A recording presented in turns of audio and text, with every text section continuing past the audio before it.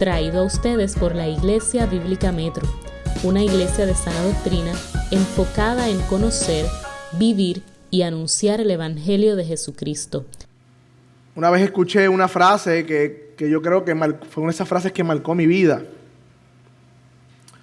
Y fue de la boca de uno de los pastores, ¿verdad?, que ha influenciado mucho mi vida, el pastor John MacArthur, y dijo una vez en una predicación que la única razón por la que todavía yo estoy aquí en la tierra y no estoy en el cielo, y que tú estás aquí en la tierra y no estás en el cielo, es que porque todavía Dios tiene personas que necesitan escuchar el Evangelio. Bíblicamente, hermanos, esa es nuestra única y primera misión en la tierra: predicar el Evangelio. Y esa es la única razón que debe moldear cada una de las decisiones de nuestra vida. Como él decía, es la única razón por la que todavía no estamos en la presencia delante del Señor. También escuchando a otro grande pastor hablando sobre la Gran Comisión. Él decía que la Gran Comisión es como el pináculo del Evangelio. Ir por todo el mundo, ¿verdad? La Gran Comisión, y predicar el Evangelio, hacer discípulos. Imagínense que esa parte de la Biblia no estuviese allí. El Evangelio hubiese terminado con Jesús en la cruz y la resurrección.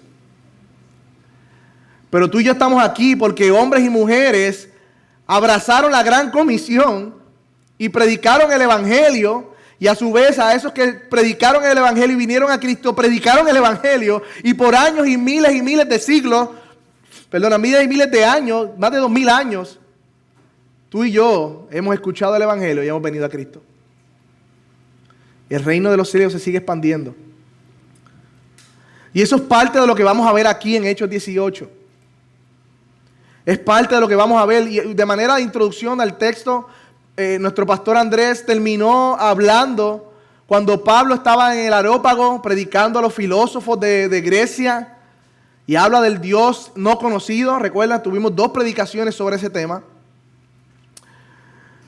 Y en el versículo 33 del capítulo 17, tienen ahí Hechos conmigo, vayan viendo el texto que antes del texto que vamos a hablar.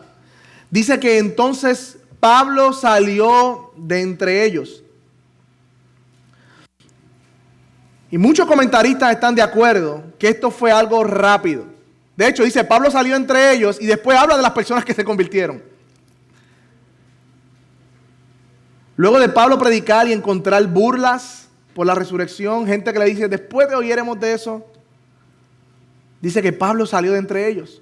Aunque sí hubo fruto del Evangelio, hubo un gran obstáculo del Evangelio por la sabiduría de este mundo.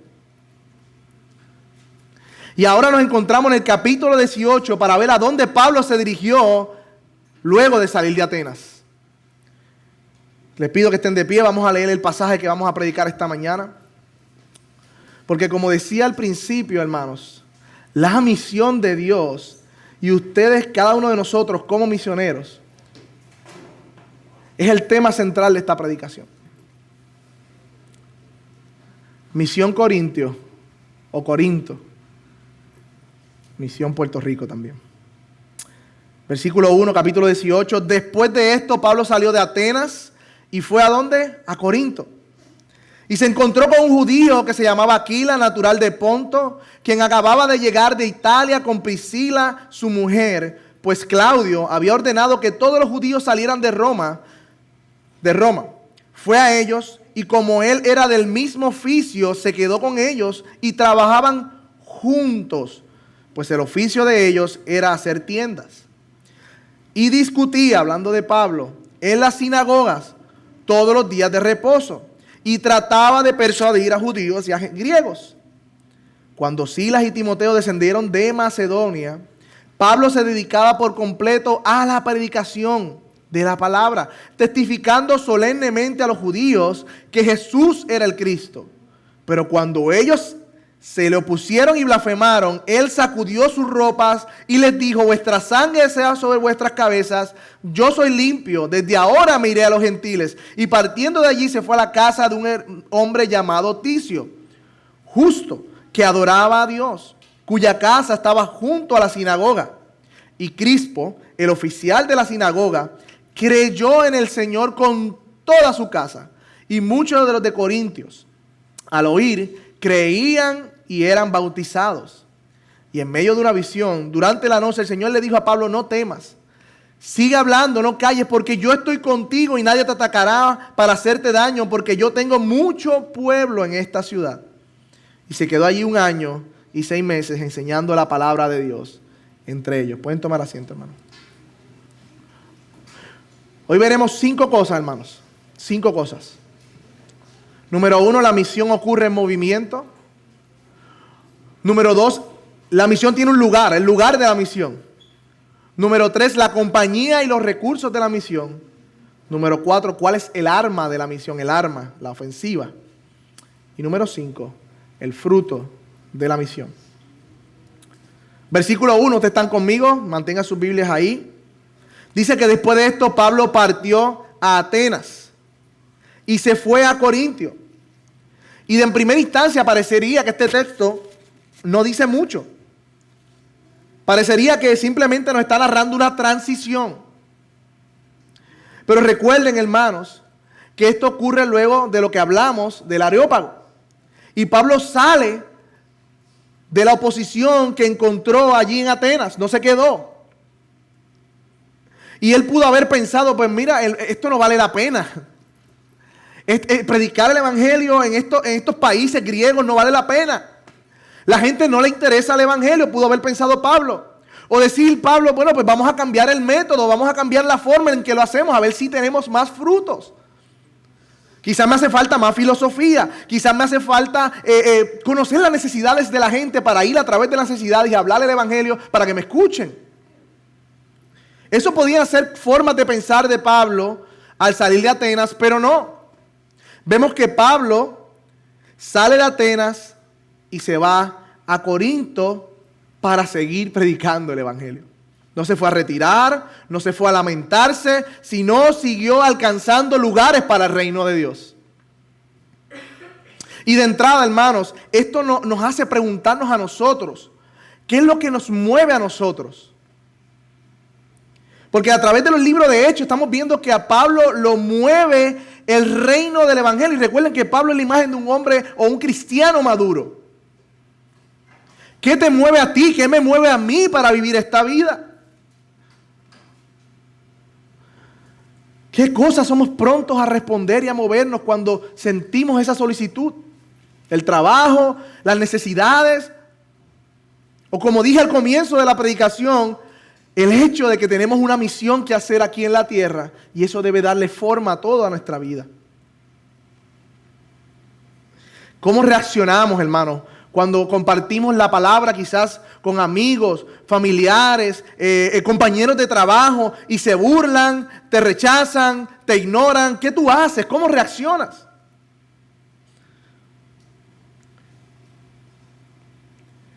Vemos aquí en Pablo un hombre que no se detuvo.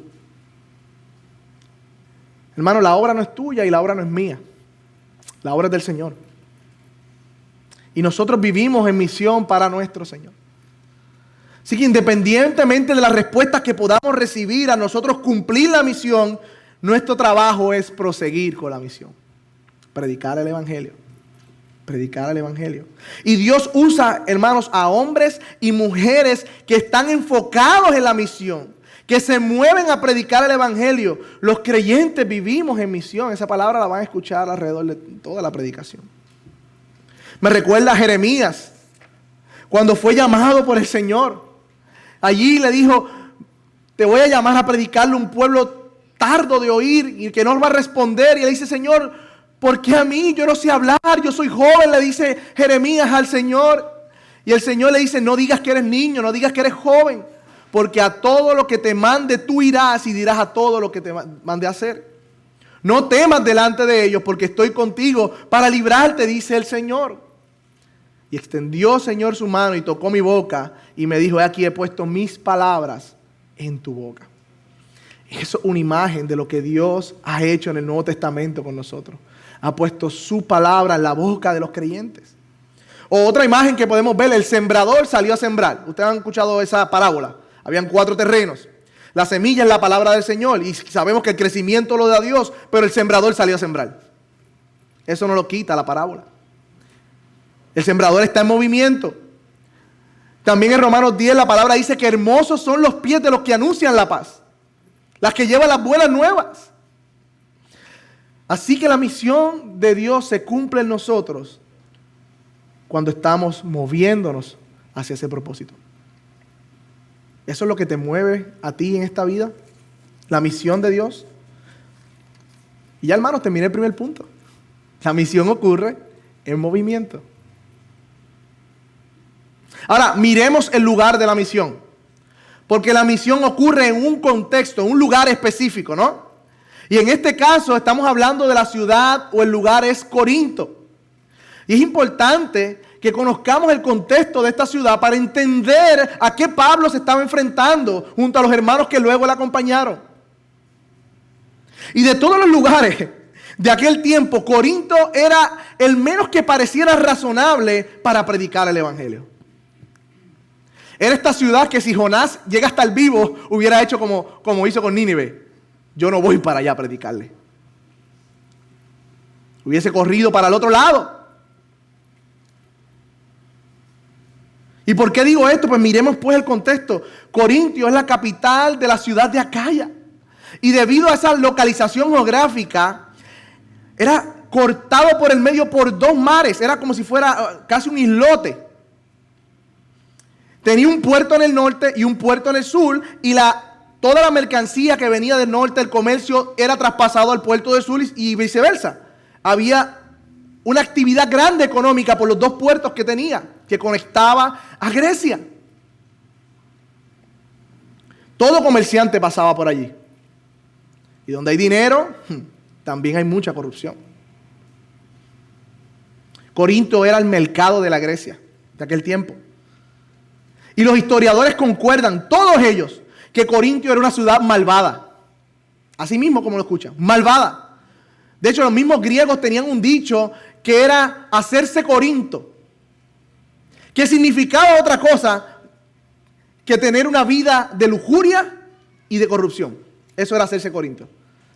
Cuando veía a una persona que vivía una vida desenfrenada, ese se hizo Corinto. A ese nivel. Le decían corintizar, has corintizado. Como decían nosotros cafre o palabras así que nosotros usamos. Pero era un insulto decir eso en aquel tiempo a las personas de la ciudad de Corinto. Era como sinónimo de una vida licenciosa, libertina. ¿Y usted sabe por qué era eso también? Porque Corintio era la sede de la diosa Afrodita. Y tenía un templo grandísimo en el centro de su ciudad. Se veía por todos lados. Y en la noche, hermanos, en sus tiempos de oro, más de 1000 sacerdotisas prostitutas bajaban del templo a ofrecer sus servicios a la ciudad. Esto caracterizaba la ciudad de Corinto. Y no sé usted, pero yo escucho esto en una ciudad y yo digo, Señor, mándame para otro lado. Porque no parece lógico que aquí brille el evangelio. Parece que aquí hay una maldición de Dios y que Dios va a arrasar con toda esta gente, ¿no? Los justicieros somos nosotros. Mira lo que le dice Pablo, porque es hermoso, porque Pablo tiene 2 cartas a esta iglesia. Y cuando leemos las cartas con este contexto en mente, ahora entendemos por qué Pablo dice lo que dice. En Corintio había un pecado que Pablo estaba reprendiendo en 1 Corintios 5. Un hombre que andaba con la mujer de su padre. Y recuerden que la iglesia, rodeada de una cultura, absorbe las costumbres de la cultura. Y por eso este hombre, influenciado quizás por su cultura y por su pecado, claramente había tomado a la mujer de su padre. Y era parte de la membresía y los hermanos se habían hecho de la vista larga. Y Pablo dice, no, eso está juzgado. Eso no puede estar pasando en la iglesia santa de Dios. En 1 Corintios 6:9, mira lo que dice. ¿O no saben que los injustos, hablando de Pablo a la iglesia de Corintios, no heredarán el reino de Dios? No se dejen engañar, porque miren esto, ni los inmorales, ni los idólatras, ni los adúlteros, ni los afeminados, ni los homosexuales, ni los ladrones, ni los avaros, ni los borrachos, ni los difamadores, ni los estafadores heredarán el reino de Dios. Y estos eran algunos de ustedes. Ese era el contexto de la iglesia de Corinto.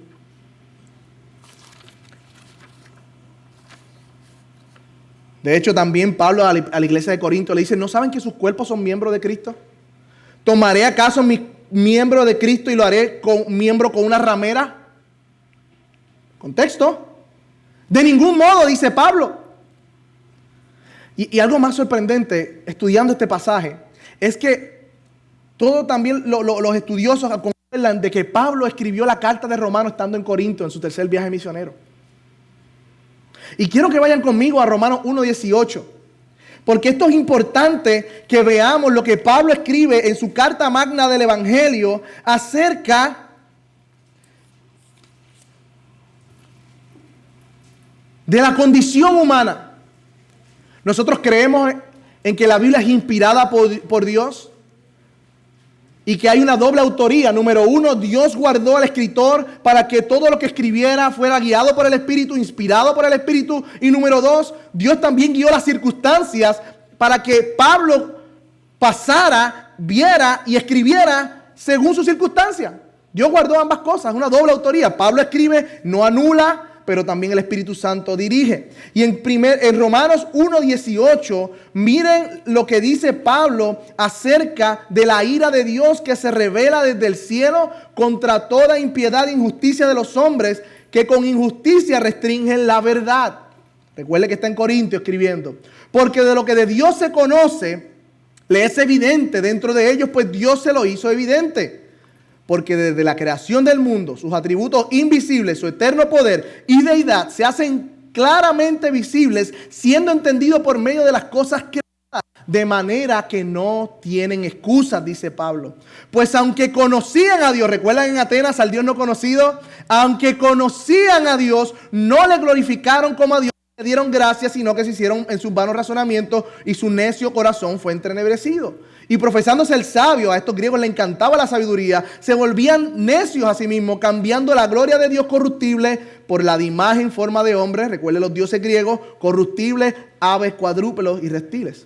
Por consiguiente, ¿cuál es la condición? ¿Qué pasa? ¿Cuál es la consecuencia de esto? ¿Cuál es el contexto que rodea a Pablo en Corintios y en general al mundo?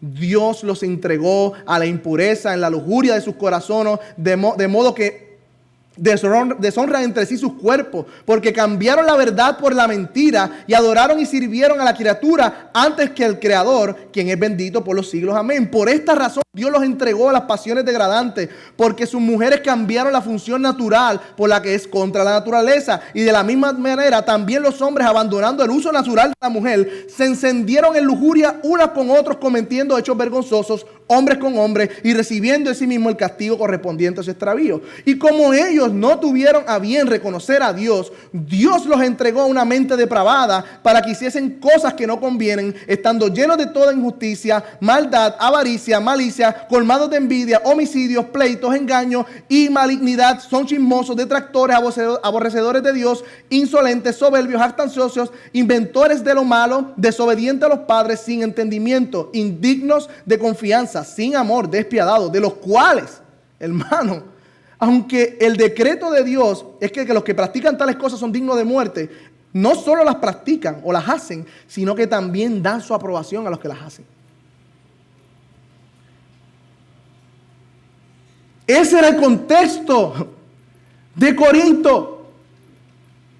Hermanos, dígame si esto no es una descripción de lo que estamos viviendo hoy en Puerto Rico y en el mundo. Nuestro país y el mundo no ha reconocido a Dios, no ha querido reconocerle ni darle gracias, sino que cambiaron la gloria de Dios. ¿Tú sabes por qué? Por la creación. Y ahora el universo, le damos gracias al universo, la naturaleza, le damos gracias a la naturaleza, las vibras y aún el karma son los dioses de este siglo, a quienes le damos gracias. Y reciben la devoción y la gratitud y la alabanza de los hombres. Nuestro país y nuestro mundo ha profesado ser sabio en su propia opinión, pero se ha hecho necio, dice la Biblia. Cambiaron la verdad por la mentira, hermanos. Y nosotros debemos seguir proclamando esa verdad, aunque ellos han cambiado la verdad por la mentira. Ahora, hermanos, los sentimientos son ciencia. Es la verdad, lo que tú sientas. Nuestro gobierno y las instituciones Han cambiado a Dios para ponerse ellos mismos como los que pueden redefinir la verdad y la realidad, creyendo ser capaces de implementar la verdad torcida con ideologías humanas que ni base científica tienen para perpetuar una cosmovisión a la próxima generación y así cambiar y distorsionar de raíz la verdad. Y a eso le aplauden todas las emisoras y todos los noticieros que muchos de nosotros a veces vemos. Ahora la inmoralidad se celebra como orgullo. Mientras que culturalmente tenemos un día para reconocer la labor de las madres, un día para reconocer la labor del padre, un día para reconocer a aquellos caídos en la guerra. Tenemos un mes para celebrar el orgullo gay. Y en ese mes todas las empresas, los canales noticiosos venden el engaño en las redes sociales a nuestros hijos y a nosotros mismos a través de las películas, a través de todo, y el gobierno aplaude y la gente celebra lo que Dios aborrece. Ahora es motivo de celebración hacer público tu sexualidad. Desenfrenada.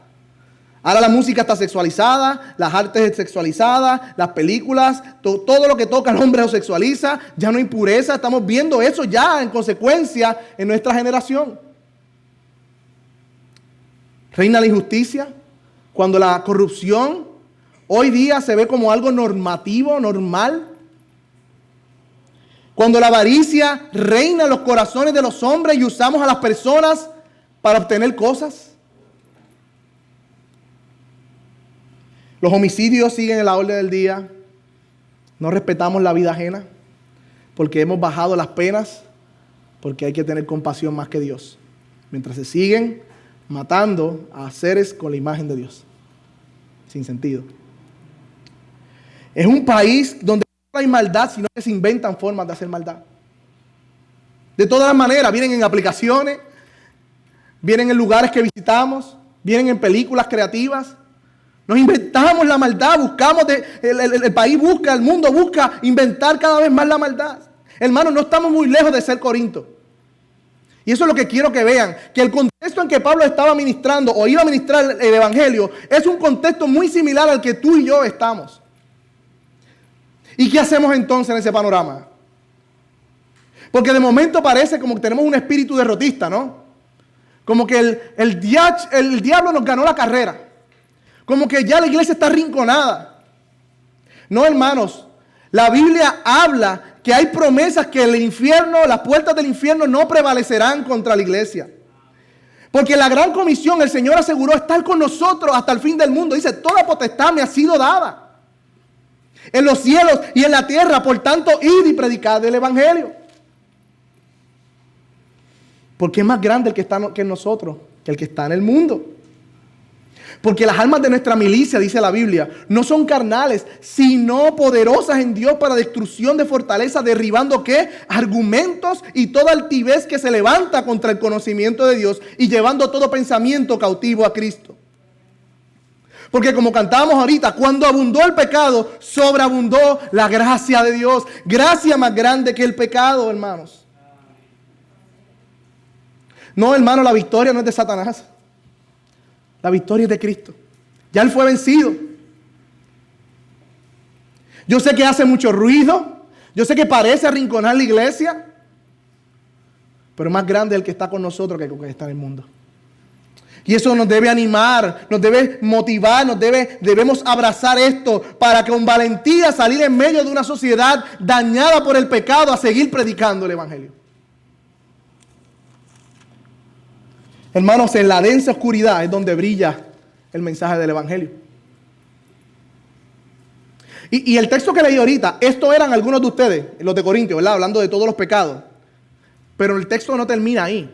Dice, pero ustedes fueron santificados, pero fueron justificados en el nombre de Jesucristo y en el Espíritu de nuestro Dios. Eso eran, pero ya han sido santificados y han sido lavados por su sangre.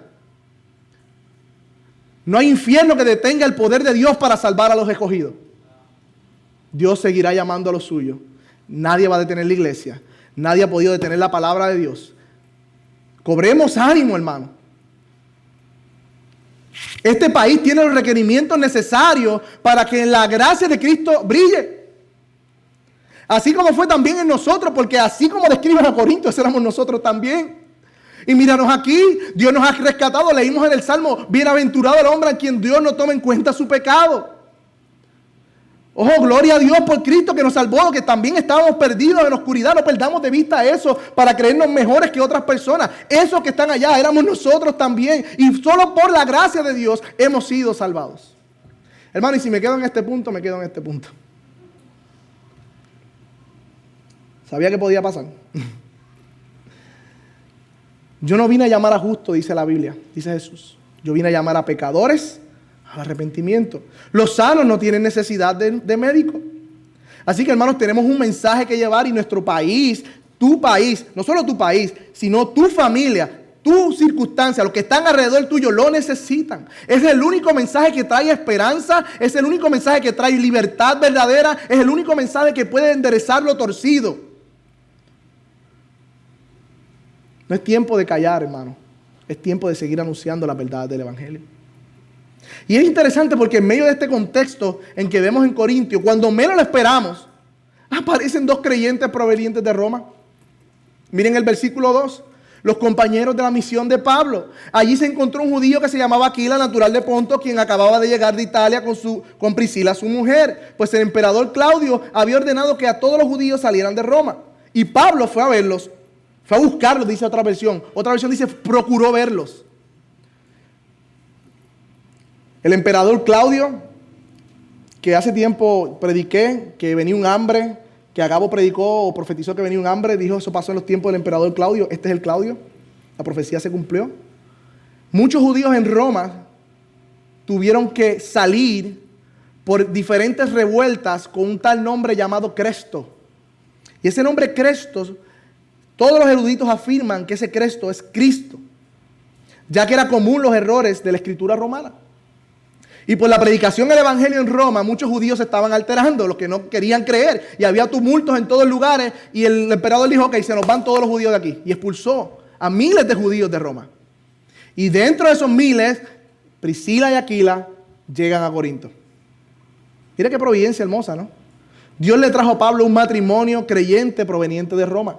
Y se cree que es creyente porque no hay ninguna afirmación de que Pablo les predicó el Evangelio y se convirtieron, sino que Pablo asume y aún en Romanos 16 habla de ellos como que eran creyentes cuando se conocieron. Qué hermoso, en medio de la oscuridad. Eran nativos, hebreos nativos de Ponto. Y de hecho, cuando sucedió Hechos 2, que descendieron las lenguas, los idiomas como fuego repartidos, habían también de la ciudad de Ponto, allí escuchando el Evangelio que Pedro predicó. Y posiblemente de ese mismo Evangelio fue que se convirtieron Aquila y Priscila. Este matrimonio, al igual que Timoteo, fue de gran ayuda para Pablo. Fue de gran ayuda. Fueron compañeros de misiones, fueron maestros que ayudaron a Pablo. Aún más el próximo domingo vamos a hablar cómo se acercaron a Apolo y le ayudaron. Pablo les llama colaboradores. Plantaron una iglesia. Muestra de su entrega completa a la obra de Dios. Y cuando Pablo estaba a punto de morir, en 2 Timoteo dice, salúdeme a Priscila y Aquila. Esto habla de la perseverancia de este matrimonio en la fe del Señor. Y recordemos algo, cuando Pablo fue a Atenas, salió corriendo, escoltado por 2 hermanos, y estaba solo en Atenas porque cuando los de Tesalónica se enteraron que estaba predicando el Evangelio en Berea, fueron a buscar a Pablo, a formar un revuelo, y Pablo se lo llevaron y se fue a Atenas solo. Y por eso Pablo estaba en Atenas solo. Y ahora Pablo llega a Corinto solo y él no quiere hacer la misión solo. Él sabe que no puede hacer la misión solo. Busca hermanos con quien aliarse. Y estos fueron Priscila y Aquila. Versículo 3. Y como eran del mismo oficio, se quedó con ellos y trabajaban juntos, pues el oficio de ellos era hacer tiendas de campaña. Y los judíos tenían como costumbre aprender algún oficio manual. Esto servía como un tipo de autosupervivencia en momentos de dificultad. Por ejemplo, la carpintería, hacer pescadores, hacedores de tiendas de campaña, como era Pablo, como aprendió Pablo y Priscila y Aquila. Y lo único que voy a decir al respecto sobre esto del trabajo es que un hombre cristiano es un hombre que trabaja. A menos, ¿verdad?, que su salud se lo impida, hayan diferentes circunstancias. Pero mientras haya salud y haya vida y Dios le ha dado la gracia y la fuerza para trabajar, un hombre cristiano trabaja. De hecho, Dios vino a la tierra, se hizo hombre a trabajar. Dios no llama vagos al ministerio, hermano. Búsqueme un vago en la Biblia en que Dios llamó. Dios llama a hombres que están trabajando. Por otro lado, imagine el tiempo que Priscila y Aquila pasaron junto con Pablo trabajando. Se aliaron, hicieron, no sé, una corporación, una LLC, no sé. Hicieron algo para trabajar en conjunto y así liberar la carga y ayudarse mutuamente con la ganancia. Los creyentes no debemos ser torpes o tontos, debemos ser astutos también. Nos enseña de la colaboración mutua, de la comunidad, de los aspectos del trabajo que también nos compete. Y me imagino que todos esos tiempos ellos hablando de la fe cristiana y Priscila y Aquila absorbiendo de Pablo toda esa enseñanza. ¡Qué hermoso! Y aunque el texto no lo dice explícitamente, se cree que también ellos estuvieron escuchando a Pablo en las sinagogas discutiendo. Miren el versículo 4. Y discutía en las sinagogas, ¿quién? Pablo, los días de reposo, tratando de persuadir a los judíos y a los griegos. Miren la meta de Pablo, persuadir. ¿Qué es persuadir, hermano? Cuando queremos que una persona mude de conducta, o sea, cambie de conducta, de opinión, nos procuramos de valernos de razones poderosas que lo precisen o lo fuercen a hacer lo que le proponemos. Eso se llama persuadir o convencer. Así que Pablo lo que quería era mover la opinión, el entendimiento de estos hombres a las verdades poderosas que estaba presentando a través de la persuasión, del convencimiento. Y eso es lo que hacemos cada semana aquí, cada domingo. Predicamos la palabra para persuadirnos a nosotros mismos y a ustedes como iglesia de establecer, como dice John Piper, el reino de Dios en los corazones nuevamente. Porque todos los días salimos aquí y el reino de Dios en nuestros corazones conmovido. Y miren esto, él trabajaba en la semana y en los sábados iba a predicar. Su misión no fue descuidada por el trabajo, aunque sí limitada. ¿Cómo así? Pues bueno, en medio del trabajo de caseta campañas, los sábados y las sinagogas, pero pasó algo en el versículo 5, vayan conmigo. Silas y Timoteo llegaron a Macedonia, ¿lo ven? Llegaron de Macedonia. Y Pablo entonces, cuando ellos llegaron, comenzó a dedicarse por completo a la predicación de la palabra, testificando solemnemente a los judíos que Jesús era el Cristo. Ahora sí, Pablo no está solo, ya estaba con Priscila y Aquila, pero sus compañeros de misión que se habían quedado en Tesalónica, en Macedonia, vinieron.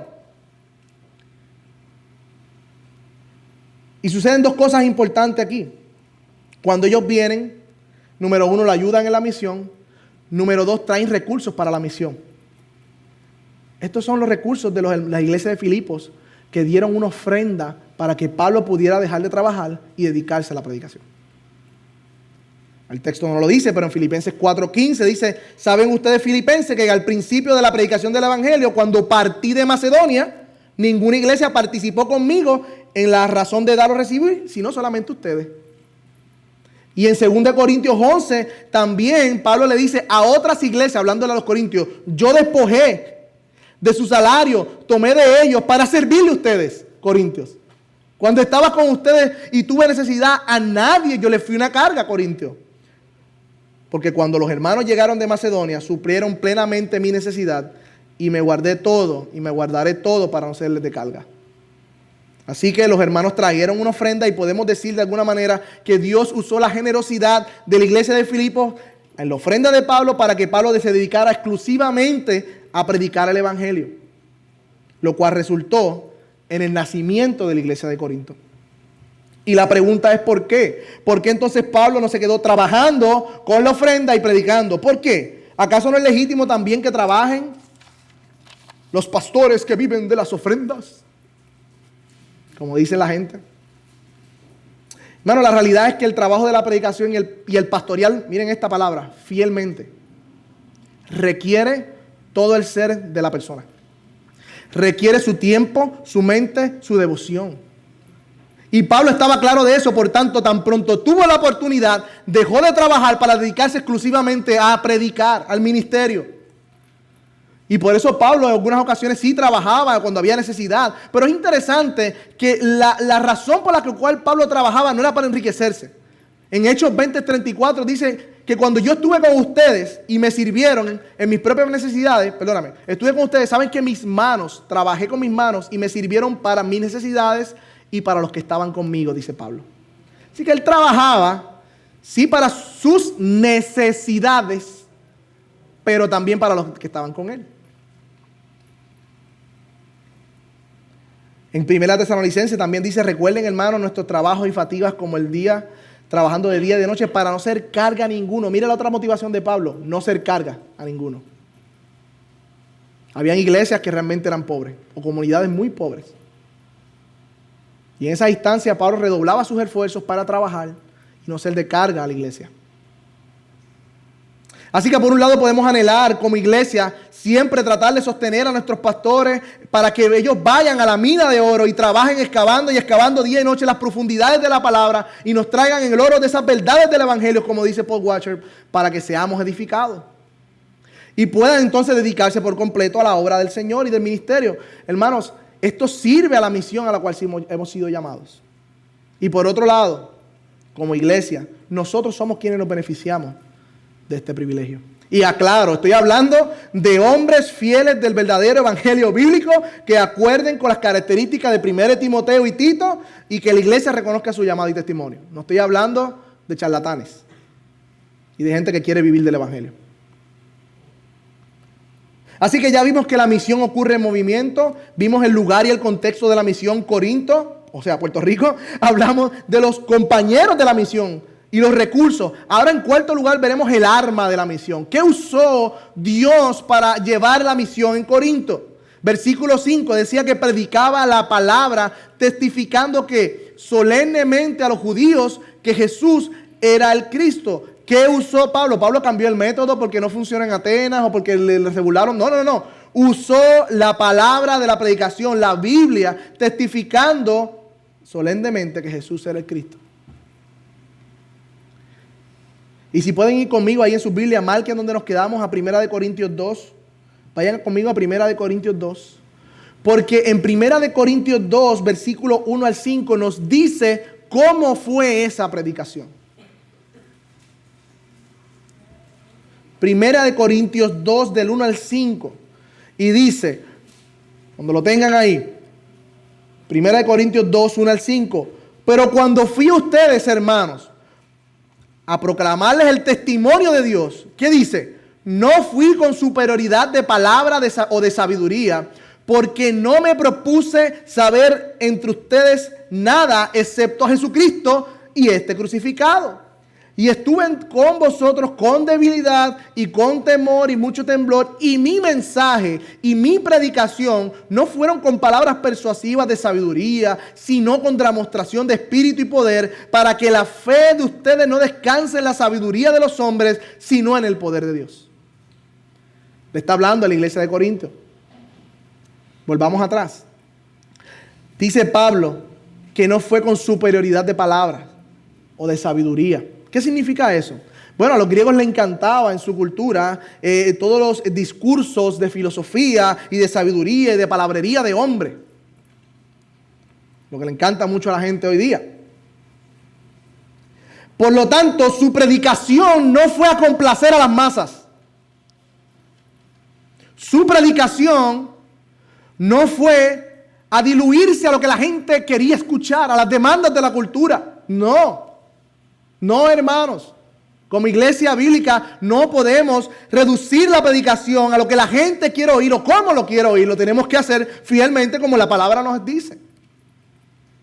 Número 2, mira el centro de la predicación. No tenía otra cosa que a Cristo y a este crucificado. Solamente a Cristo. Toda su predicación apuntaba a Cristo. Era cristocéntrica. El fin de la predicación de Pablo era exaltar a Cristo, no al hombre. Y cuando dice este crucificado, está hablando también del contenido de lo que predicaba. Era el evangelio. Estaba lleno del mensaje de la cruz. El evangelio era el tema de su predicación, hermanos. Y número 4, su predicación fue con espíritu y poder. Y en Romanos 16, 17 dice que el evangelio es el poder de Dios para salvación. Ninguna forma que nos inventemos nosotros de cómo alcanzar la comunidad con un mensaje más relevante. Nos encanta esa palabra. va a poder hacer lo que sí únicamente puede hacer el Evangelio, que es el poder de Dios para salvación. No hay otro mensaje que salve, sino solamente el Evangelio por medio del Espíritu Santo, convenciendo al pecador y dando vida. Ahora, el Evangelio, y este es el último punto, hace dos cosas. La predicación fiel del Evangelio hace dos cosas. Salva a los que ponen su confianza en Cristo, pero también enjuicia a los que endurecen su corazón. Y este es el resultado de la misión número 5. Versículo 6, vayan conmigo. Pero cuando los judíos se lo pusieron, aparentemente, al Pablo estar libre, no solamente predicando los sábados, sino que ahora toda la semana estaba predicando el Evangelio en la sinagoga y en todo lugar, eso molestó a los judíos que estaban en el área. Y los judíos se lo pusieron y ¿qué hicieron? Blasfemaron. Pero ¿qué hizo Pablo? Sacudió sus ropas y les dijo: su sangre sea sobre vuestras cabezas, yo soy limpio de ahora, me iré a los gentiles. Y esto es más de lo mismo. Nuevamente, los judíos no querían escuchar el Evangelio. Se les hacía difícil pensar que Cristo era ese Mesías, a pesar de todas las señales y profecías cumplidas. Era claro a través de las señales cumplidas. Pero ellos no, endurecieron su corazón. Y dice la palabra que blasfemaron. Hermano, ¿qué es la blasfemia? Ocurre en Mateo 12, cuando Jesús dice que es el pecado imperdonable. Pero ¿qué es la blasfemia? Si usted sigue la consecuencia de Mateo 12, Jesús por más de 5 o 4 ocasiones hizo milagros, señales que apuntaban que él era el Mesías. Y en ese capítulo 12 libera a un endemoniado. Y le dicen: Jesús, tú lo estás haciendo por el espíritu de Belcebú. ¿Sabe lo que hizo Jesús? Eso es blasfemia contra el Espíritu Santo. Ya ustedes no tienen punto de retorno. Le atribuyeron la obra de Dios al diablo.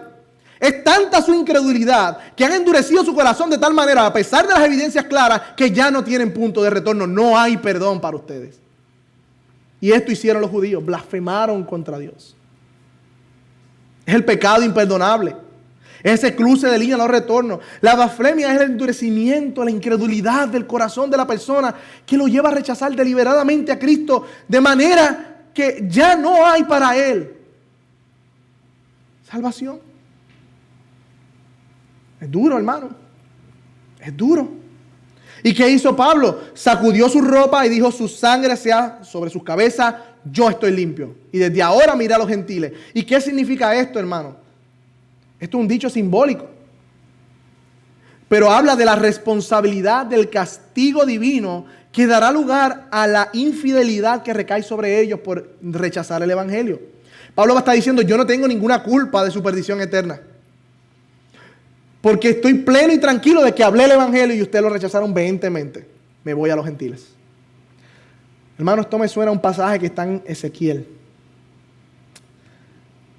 Cuando Dios le abre al profeta y le dice: cuando yo le dijera al impío, de cierto tú morirás, le dice Dios al profeta, tú le amonestarás.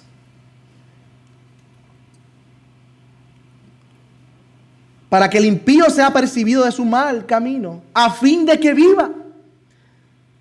El impío morirá por su maldad, pero su sangre demandaré de tu mano si no lo amonestas.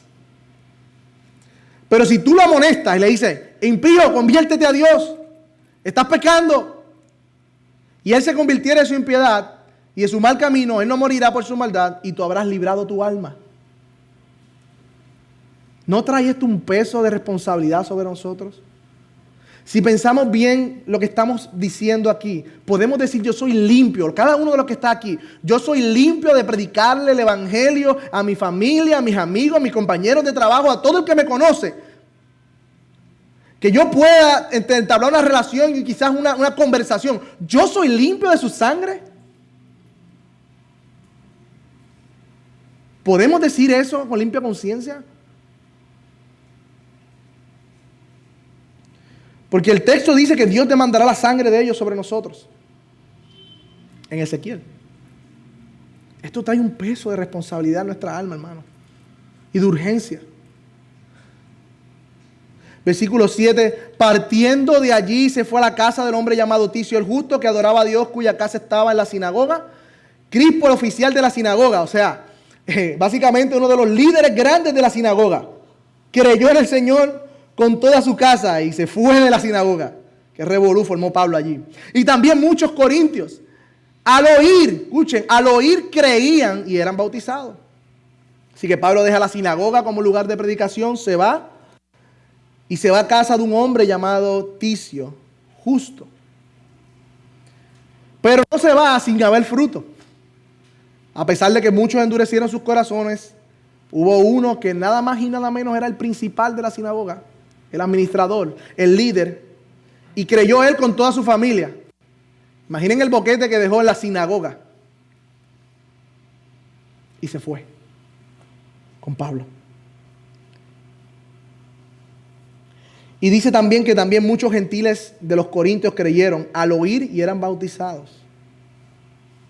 ¿Cómo, hermano? ¿La gente de dónde? Sí, de Corinto también, los gentiles. De esa ciudad que nosotros vimos y vemos, como hoy vemos, que parece no tener remedio. Parecería imposible, ¿no? Pero precisamente eso fue lo que le dijo Pedro. ¿Quién será salvo, Señor? Y Jesús le dijo, para los hombres es imposible. Pero para Dios todas las cosas son posibles, hermano.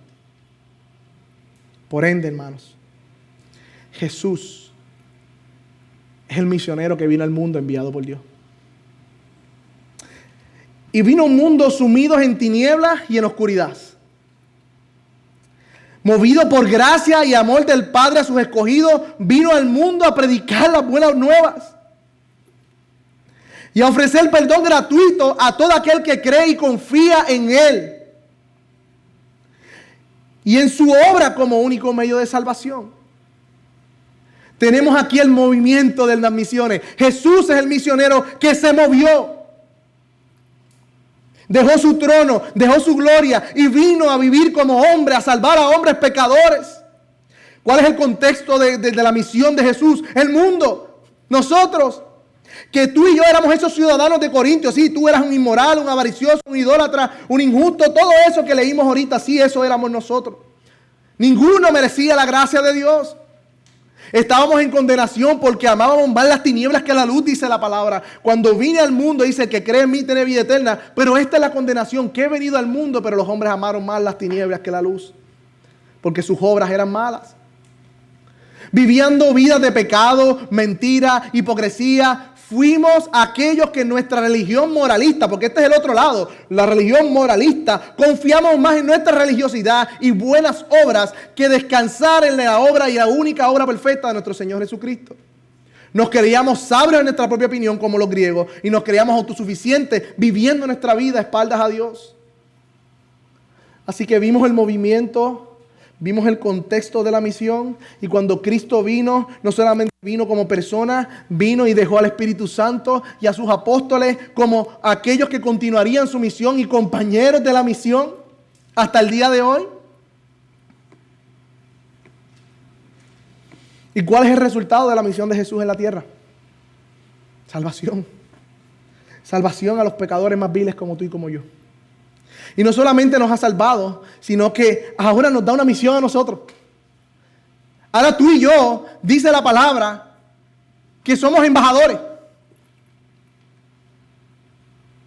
Y Pablo le dijo en 2 Corintios, el amor de Cristo me obliga, me constriñe. Pensando esto, que si uno murió hablando de Cristo, todos nosotros, todos los creyentes también murieron. Y por todo murió para que viven. O sea, tú y yo ya no vivamos para nosotros, sino para aquel que murió y resucitó por nosotros. Nuestra vida no es nuestra. Tenemos una misión. ¿Y cuál es el contenido de la misión para terminar con esto, hermano? Pablo dice así que somos embajadores en el nombre de Cristo. Como si Dios rogase por medio de nosotros. Reconciliaos con Dios. Ese es nuestro mensaje, hermano. A las vidas que nos rodean y a que Dios nos ha permitido estar cerca, reconciliaos con Dios. Ese es nuestro mensaje. Ese es nuestro mensaje. Y si tú estás aquí y no has creído en Cristo, y cuando digo creer, no es que Dios existe, no estoy hablando de eso. Estoy hablando de una rendición total, una confianza plena en el Evangelio, una confianza plena que te mueva a abandonar tu vida de pecado para vivir para Él. Eso es lo que yo llamo conversión, eso es lo que yo llamo creer verdaderamente. Si tú no has hecho eso, hoy Dios te clama y te dice, reconcíliate conmigo. Reconcíliate. El Señor te está llamando a salvación hoy. Quiera Dios que, como dice su palabra, que Dios que mandó de las tinieblas resplandeciese la luz, resplandezca hoy en tu corazón para la iluminación del conocimiento de la gloria de Cristo, que es la faz de Dios. Oh, brilla, oh Jesús, en las mentes y en el corazón de mis hermanos y en mi vida, Señor. Venimos delante de ti, Señor, reconociendo, Señor,